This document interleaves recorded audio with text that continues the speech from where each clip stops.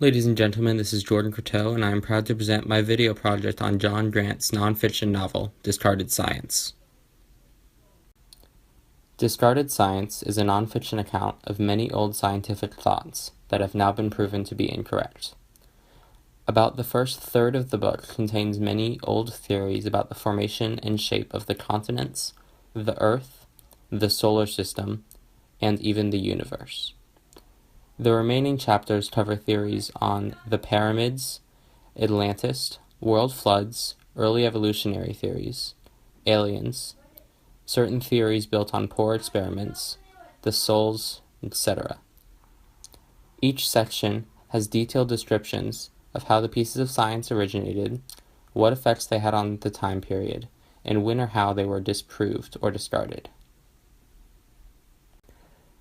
As we look back on the theories that led to our new areas of modern science, we can see what common errors were made in these experiments and what errors were made in their common thinking.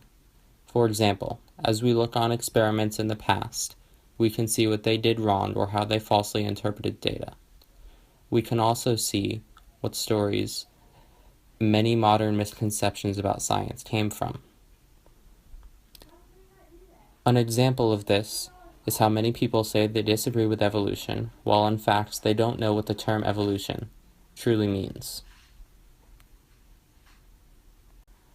I personally enjoyed reading about most of the subjects in this book, with the notable exception of the entire third chapter on early evolutionary theory and the entire sixth chapter on the early sciences of the brain, mind, and soul. I greatly enjoyed the first chapter, as it is long and detailed on many subjects that I am interested in. I also enjoyed the second chapter and many of the topics it talked about. I found the third chapter particularly boring in the fact that I fell asleep at least 3 times while trying to read through it. The fourth chapter has stories on how ancient mythologies could have just been ancient humans who came into contact with alien life.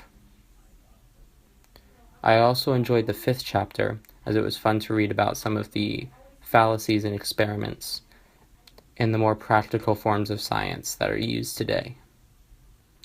I found that most topics in the sixth chapter were less practical in our everyday lives, and for this reason I did not enjoy this chapter as much.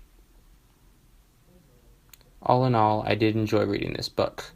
Although I did not like the third chapter, or most of the ending of the book, I found the beginning and most of the middle sections very interesting.